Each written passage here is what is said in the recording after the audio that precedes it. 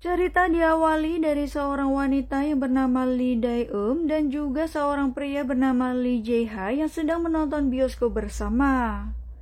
Inilah drama or movie. Lee Jae-ha adalah seorang sutradara film yang baru saja melakukan debutnya dengan meluncurkan film The Lonely People. Di hari yang sama, ternyata Lee Jae-ha mendapat kabar bahwa ayahnya yang merupakan master dari sutradara terkenal Korea telah meninggal dunia. Itulah awal mula Lee Jae-ha melakukan hiatus selama 5 tahun. Dia tidak memproduksi film terbaru tetapi hanya mengurung diri di rumah. Suatu ketika produser Boo Seung-won meminta Jae-ha untuk hadir di peluncuran film terbarunya. Lee Jae-ha pun akhirnya memutuskan untuk keluar dari rumah dan menghadiri premier film tersebut. Di saat bersamaan, seorang wanita bernama Daeum sedang menaiki sepeda dan terjatuh. Dia adalah wanita yang sangat ceria. Saat di dalam lift, dia mendengar dua orang pria sedang membicarakan film yang akan dia hadiri. Film itu adalah garapan dari sutradara Park. Menurut kedua pria itu, film itu hanya berfokus pada artis yang melakukan adegan terbuka. Lee Jae-ha pun merasa jijik mendengar perbincangan kedua pria itu yang membahas tentang adegan terbuka sang aktris. Nah, premier film yang diproduseri oleh Seung-won akhirnya dimulai. Dan salah satu pemain wanita di film itu adalah Choi Soo-young. Melihat Lee Jae-ha datang, Seung-won tentu saja sangat senang. Seung-won pun membicarakan film dari mendiang ayahnya yang sangat populer. Dia berusaha membujuk Lee Jae-ha untuk meremake dan juga menyutradarai film tersebut. Tetapi Lee Jae-ha masih menolaknya. Di lain sisi, Lee Dae-eum mengunjungi sebuah toko bunga. Dia merekam setiap kegiatan yang dilakukan. Kemudian Lee Jae-ha diperkenalkan dengan beberapa orang setelah premier film terbaru dari Seung-won. Tak lama sutradara Park datang dengan aktris Cha Si-young. Seung sendiri adalah artis yang bermain di film debut milik Lee Jae-ha yang berjudul The Lonely People. Setelah film pertamanya, Lee Jae-ha tidak pernah membuat film lagi selama 5 tahun. Cha Si-young pun menyindir hal tersebut. Sementara itu, Lee Dae-eum terlihat pergi ke sebuah rumah sakit. Dia dan juga perawat di rumah sakit itu terlihat sangat akrab. Selain itu, Daeum juga membeli beberapa snack di minimarket untuk mengunjungi seorang dokter yang ada di rumah sakit itu. Keduanya juga terlihat sangat akrab, seakan-akan sudah mengenal sejak lama. Kini Lee Jae-ha ikut bergabung untuk makan malam. Saat sutradara Park bertanya apa kesibukan Lee Jae-ha, dia tidak bisa menjawabnya. Seung-won yang mendengar hal itu berusaha untuk mengalihkan pembicaraan. Sutradara Park mengatakan jika seorang sutradara menghilang tanpa jejak, dia beralasan bahwa dia sedang menyiapkan film. Namun karena Lee Jae-ha kesal, sutradara Park justru mengatakan tentang hubungannya dengan Soo-young di masa lalu. Jae-ha pun menyinggung bahwa film yang disutradarai oleh sutradara Park lebih menonjolkan adegan terbuka pemain.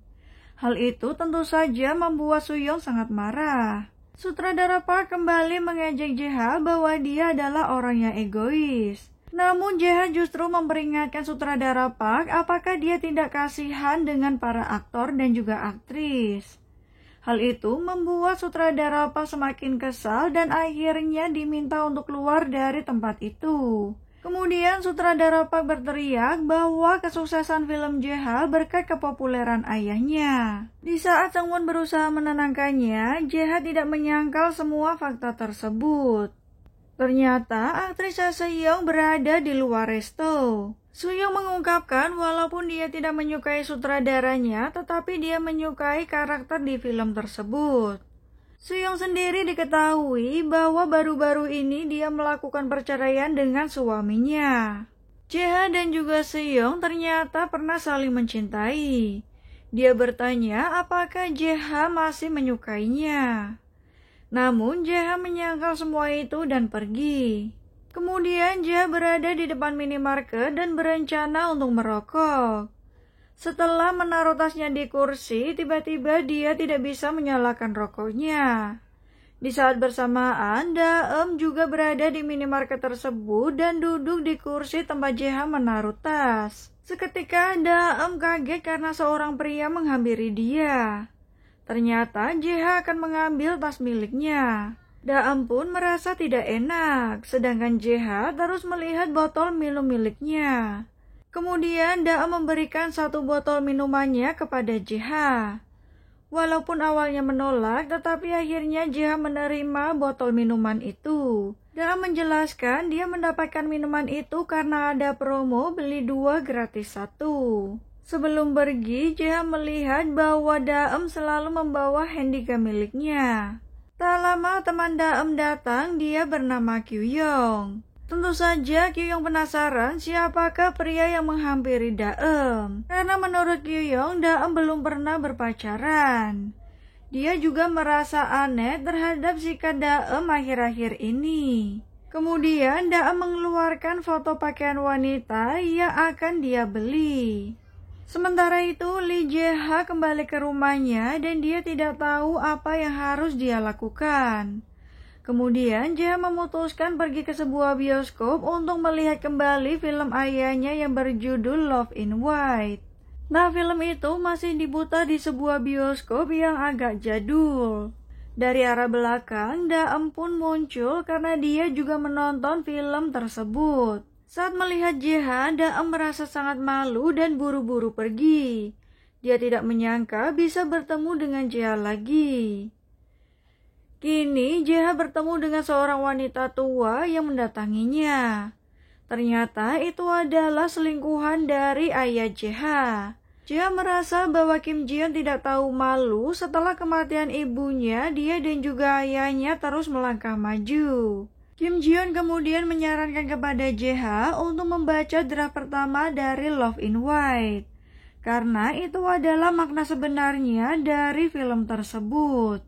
Kemudian Jae-ha mendatangi Seung-won di kantor Beyond Entertainment. Seung-won masih berusaha membujuk Jae-ha untuk kembali meremake film Love in White, tetapi Jae-ha bersikukuh ingin membuat filmnya sendiri. Seung-won pun mengungkap bahwa setelah membuat film Love in White, ayahnya tidak pernah membuat film lagi karena terlilit utang. Sementara itu, alarm Lee Daem berbunyi karena mengingatkannya untuk makan. Dia pun duduk di sebuah taman dan memakan sebuah roti. Lee Daem selalu ingin berbagi dengan orang yang ada di sampingnya. Namun wanita parubaya itu justru memuji kecantikan Daem. Diam-diam Jae-ha juga tengah mengumpulkan uang. Terlihat dia membeli kembali rumah yang sempat dijual oleh ayahnya. Tentu saja rumah itu memiliki banyak sekali kenangan dari masa kecil Jae-ha. Saat dulu ayahnya menjadi seorang sutradara terkenal, beberapa temannya sering berkumpul di rumah tersebut. Saat beranjak remaja pun, sang ayah hanya memberikan uang. Namun yang diinginkan Jae-ha sepertinya adalah kasih sayang dari seorang ayah. Kemudian Jae-ha pun membuka sebuah ruangan yang telah usang. Di dalam ruangan itu terdapat banyak sekali kaset dan juga buku-buku. Salah satunya buku Love in White. Seperti yang disarankan oleh Kim Ji-yeon bahwa Jae-ha harus membaca draft pertama dari Love in White. Setelah membaca buku itu, tiba-tiba Jae-ha merasa ada sebuah kotak di bawah meja. Dia melihat foto masa kecilnya bersama sang ibu. Tak hanya itu, Jae-ha juga menemukan pulpen milik ibunya, serta terdapat skenario asli dari Love in White. Jae-ha tidak percaya dengan apa yang baru saja dia baca. Skenario Love in White ternyata ditulis oleh Yoo Eun-hae. Jae-ha pun membayangkan bahwa sang ibu sedang menulis skenario tersebut. Jae-ha tidak menyangka bahwa skenario asli itu ditulis oleh ibunya. Tetapi sang ayah yang mengklaim menulis skenario tersebut dan sedikit mengubahnya. Kini Jae-ha pun mengenang kembali masa lalunya bersama sang ibu dan ayahnya. Keesokan harinya, Jae-ha mendatangi Seung-won kembali dan memberikan naskah dari film yang dia buat. Namun Seung-won mengungkapkan bahwa akhir-akhir ini industri perfilman sedang kesulitan. Di saat bersamaan, sutradara Park pun datang. Seung-won sudah mempunyai janji dengannya untuk membahas film Love in White yang kemungkinan akan disutradarai oleh sutradara Park. Karena JH terus menolak untuk menyutradarai film tersebut. Sutradara Park pun mulai mempertimbangkan untuk menggarap film itu. Dia pun meminta JH untuk membujuk Soo-young ikut bermain di film tersebut. Kini JH menemukan skenario asli dari film Love in White.